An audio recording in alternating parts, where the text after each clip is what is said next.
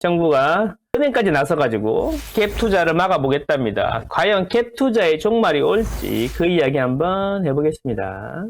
아파트는 망고쌤. 정부에 이어서 은행들까지 한도를 축소하라니까 갭 투자형이다 판단되는 건 안 해주겠다 이런 거죠. 갭 투자형 전세자금 대출을 중단하겠다. 근데 여기 이제 국민하고 이제 신한이 제일 먼저 했고, 그 다음 국민이 하고 있고, 우리도 할 거다 이런 이야기인데, 원래 우리은행에서 제일 먼저 했었어요. 일부 했었는데, 그게 이제 신한이 그대로 해보는 거고, 국민. 이런 순서로 가고 있습니다. 그래서 이제 이런 거죠. 내가 집을 사가지고, 전세 세입자를 구해가지고, 그걸로 잔금을 치려고 그러는데, 그런 경우에 전세 세입자가 전세자금 대출을 받는다 그러면 안 해주겠다 이런 얘기죠. 한도 축소의 일환이 되겠습니다. 그렇게 해서 갭 투자를 한번 막아보겠다 은행에서 그런 이야기인 거죠.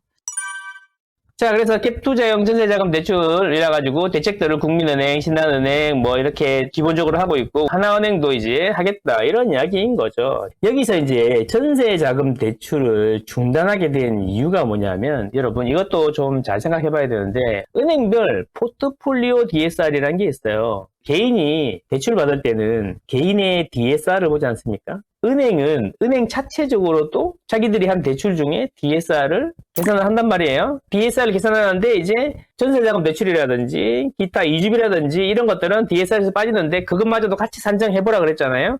그래서 이제 내년에 은행 기준으로 보면은 어떻게 하냐면은 그 고 DSR자들이 있어요. 70% 넘는 사람을 7%, 90% 넘는 사람도 있어요. 3% 이하로 관리하고 은행 평균 40% 이하로 관리하라 이렇게 했단 말이에요. 그게 은행별 포트폴리오 DSR이라는 겁니다. 근데 문제는 뭐냐면 이제 아까도 말씀드렸다시피 전세자금 대출이라든지 이주비 대출이라든지 중도금 대출이라든지 정책자금 대출을 DSR에 넣어서 계산해라.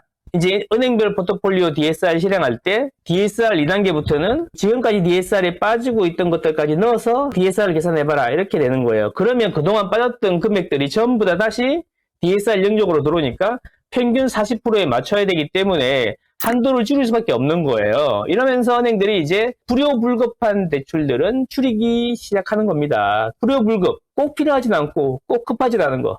갭 투자자가 전세 자금 대출 받은 사람 돈으로 투자하는 거 이런 걸 줄이겠다 이런 이야기인 거죠. 갭 투자는 없어져야 된다. 기본적으로 이런 생각을 갖고 있는 겁니다. 자, 그러면 갭 투자의 종말은 어쩌면 전세의 종말을 이야기하는 거죠. 전세가 없어지면 갭 투자를 할 수가 없는 거 아니겠습니까? 근데 뜯어봤더니 이 사람들 대출 받아가지고 전세를 많이 들어가네? 그러니까 전세자금 대출을 조이면 전세가 없어질 거고 전세가 없어지면 갭 투자가 없어질 거 아니냐 이런 식인 거죠. 사실 이 이야기는 지난 정권 때부터 나왔었는데 지난 정권 초에 집값이 계속 오르자 집값 상승의 주범으로 갭 투자자 다주택자들을 지목했단 말이에요. 다주택자라는 게 뭐예요? 보통 이제 집 살 때 갭 끼고 많이 사니까 아파트 같은 경우에는 갭 투자자들인 거잖아요. 그래서 이제 갭 투자를 이제 갭 투기 이런 식으로 이야기하면서 사회적 악으로 만들어 버렸습니다. 그래서 이제 그 정권 하반기에는 전세자금 대출을 없애버리면 전세가 없어질 거고 전세가 없어지면 갭 투자가 없어질 거다.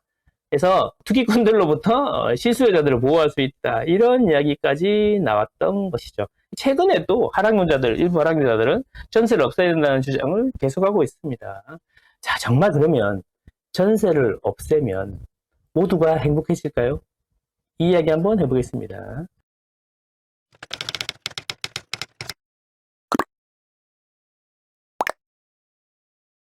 이런 이야기가 있습니다. 마오쩌둥이 참새는 해로운 새다라고 손가락으로 한번 딱 찍자 모든 중국 인민들이 참새를 잡기 시작했어요. 물론 참새 말고도 세 가지가 더 있긴 한데 참새를 집중적으로 잡기 시작했단 말이에요. 참새가 1년 동안 먹어치우는 쌀이 4.5kg다. 그래서 참새를 몇백만 마리를 잡으면은 6만 명의 국민들이 먹을 수 있는 양식을 아낄 수 있다. 그래갖고 어쨌든 전세가 해로운 새다. 그래가지고 하루 만에 수백만 마리의 참새를 잡고 막 그랬다고 합니다. 그래서 참새가 거의 멸종 단계가 순식간에 오게 되는데 그래서 참새가 해로운 새니까 없어져서 모두가 행복해졌을까요? 사실은 그렇지가 않습니다. 참새가 없어지니까 어때요? 참새는 쌀만 먹어치우는 게 아니라 해충들도 먹어치우죠. 참새가 없어지니까 해충들이 늘어나고 자연재해까지 겹치면서 수확할 수 있는 약이 확 줄어들게 되는 거죠. 그래서 중국에 대기근이 옵니다. 그래서 중국 당국에서는 당시에 1000만 명이 사망했다라고 했는데 학자들에 따라서 3천만 명이 사망했다. 또는 많게는 7천만 명이 사망했다. 이런 얘기까지 나옵니다. 참새는 해로운 새인 줄 알았는데 막상 참새를 없애고 나니까 돌아오는데 어마어마한 효과로 돌아왔다는 것이죠. 그래서 뭐든지 지금 잘 돌아가고 있고 균형을 이루고 있는 것을 없앨 때는 매우 신중해야 된다. 이런 이야기인 거죠. 그래서 지금 이야기는 이런 것 같아요. 전새는 해로운 새다. 이런 이야기인 거죠. 그러면 전세를 없애면 어떻게 될까요? 갭투자자들의 먹잇감이 되는 전세를 없애버리면 어떻게 될까? 전세는 해로운 새다. 무주택자들은 어디에 살죠? 무주택자들은 자기 집이 아니라 임차로 해서 살죠. 이 주택시장이라는 이 공간이 있는데요. 필수적 시장이기 때문에 반드시 우리는 집이 있어야 됩니다. 남의 집이든 자기 집이든 집에 들어가서 누워야 될 집이 있어야 되는 거죠. 자, 이게 자가, 집을 샀다 이거죠. 자가가 있을 수 있고요. 자가를 내가 선택을 안 해서 집값이 안 오를 것 같아. 그러면 나는 무엇을 선택해야 되나요? 자가는 10억인데, 전세가 5억이네? 그러면 전세를 선택하면 되겠죠. 이게 임차죠. 근데 전세가 그래서 전세를 없애버리면 뭐 해야 돼요? 월세로 가야 되는 거죠. 그럼 전세가 없으면 자가 아니면 월세가 되는 건데, 여러분, 월세가 쌀까요? 전세가 쌀까요? 이 이야기는 뭐냐면 전월세 전환율이라는 걸로 알 수가 있습니다.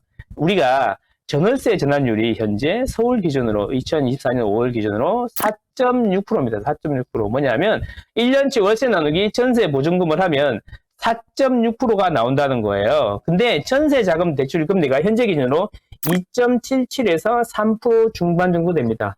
자, 뭔 소리냐면 똑같은 집에 전세 대출을 받아서 들어가서 살면은 1년에 350만 정도 나간다 그러면 그 집에 월세로 들어가면 460만 원을 낸다는 거예요. 이게 전월세 전환율이에요. 그러면 여러분, 전세가 저렴한 겁니까? 월세가 저렴한 겁니까?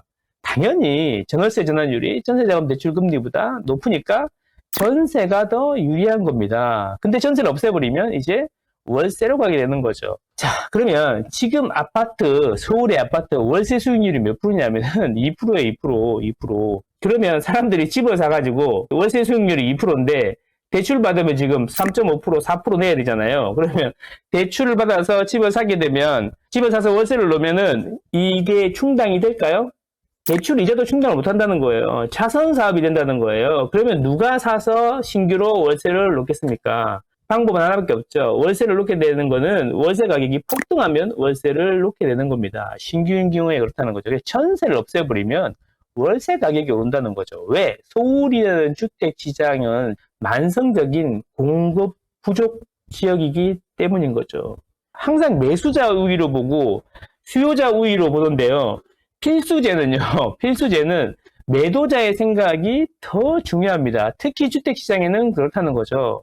아무리 대출 규제를 해도 막말로 아니 대출 나오든 안 나오든 우리 집은 13억 이하로는 못 팔아요 라고 하면 집이 안 떨어지는 겁니다. 팔 이유가 없다는 거죠. 답답한 게 없다는 거죠. 주인들이. 그게 중요하다는 거죠. 이게 필수적 시장이라는 거죠. 그래서 필수적 시장은 공급이 많아야지 가격이 안정되는 겁니다. 우리나라 역사상 금융위기를 떠나서 주택 가격이 안정되었던 시기는 1기 신도시가 대규모로 공급되던 91년하고 96년밖에 없습니다. 그때 저는 망부삼은 대공급의 시대라고 부릅니다. 어쨌든 제 이야기는 전세를 없애면 월세로 가야 되는데 월세 수익률이 우리나라는 현저하게 낮기 때문에 대출을 받아서 월세를 놓으면 미치는 거죠. 그래서 월세도 줄어들 겁니다. 그렇게 되면은 집은 살아야 되니까 월세 수요는 늘어나고 월세 놓는 사람은 없으니까 월세 가격이 오르겠죠. 결국 뭐냐 하면 다주택자, 갭 투자자들은 해로운 새일 수도 있지만 그걸 없앨 때는 매우 신중하게 한번 생각해 봐야 된다라는 겁니다. 그래서 금리가 오르면 월세는 따라서 오르게 되고 금리가 내리면 월세는 따라서 내리게 됩니다. 왜냐하면 월세 내느니 집을 사게 되는 거니까요. 그래서 금리에 따른 변동성이 훨씬 더 커질 겁니다. 우리나라 주택시장이. 전세는 이 완충작용을 하면서 안정적으로 저렴한 임대를 공급하는 기능을 하고 있는 거예요. 이게 미개한 기능이다. 우리나라에만 있는 거니까 안 좋다 이렇게 얘기하는데 시장에서 이게 존재하는 이유는 임차인과 임대인의 서로의 이익이 맞기 때문에 이게 존재하는 거 아니겠습니까? 그래서 문제가 된다고 무조건 없애면 안 된다라는 거죠. 참새는 해로운 새다. 전세는 해로운 새다. 라고 생각할 수도 있지만 그걸 없앴을 때 후폭풍을 반드시 생각해 봐야 된다라는 겁니다. 이게 바로 규제의 역설 아니겠습니까? 그래서 저는 이렇게 생각합니다. 전세는 없어지면 문제가 심각할 거다. 임대차 입법만 해도 벌써 사회적인 토론이나 시범기간 없이 시행함으로 해서 얼마나 혼란스러웠습니까? 전세를 없애는 것은 훨씬 더 큰 문제가 될 것입니다. 구독, 좋아요, 구독, 좋아요. 제가 말씀드리고 싶은 건 뭐냐면 다주택자가 집을 10개, 20개, 30개 사는 거 원래 안 하는 게 아니에요. 지금 갭 투자하는 사람들은 이런 분들이 많아요. 집이 오를 것 같은데 10억짜리 집을 사기는 그렇고 하니까 전월세를 사는 거죠. 전월세를 살면서 집을 사서 임대를 놓는 거죠. 저는 이런 분들을 임차 임대인이라고 합니다. 자기는 임차를 하고 있으면서 임대인으로 활동하는 거죠. 그리고 나중에 돈을 벌어서 그 집에 들어가는 거잖아요. 내가 모으고 있는 월급보다 집값이 훨씬 더 빨리 오르니까 여러분 그렇지 않습니까? 여러분들이 돈 벌어가지고 다 쓰고 남은 돈 이 증가하는 것보다 집값이 훨씬 빠르게 오르지 않습니까? 그래서 어떻게든 거기에 올라타 보려고 열심히 노력하고 있는 서민들이 전세 끼고 집 하나 사는 거, 자산을 불리기 위해서, 우리 가족을 위해서 행복하게 하기 위해서 하는 게 이게 투기인가? 라고 생각해 봐야 된다라는 겁니다. 다주택자들이 사실 지금 서울의 집을 막 취득세를 13.6%까지 내면서 이렇게 막 살 수가 있습니까? 절대 안 됩니다.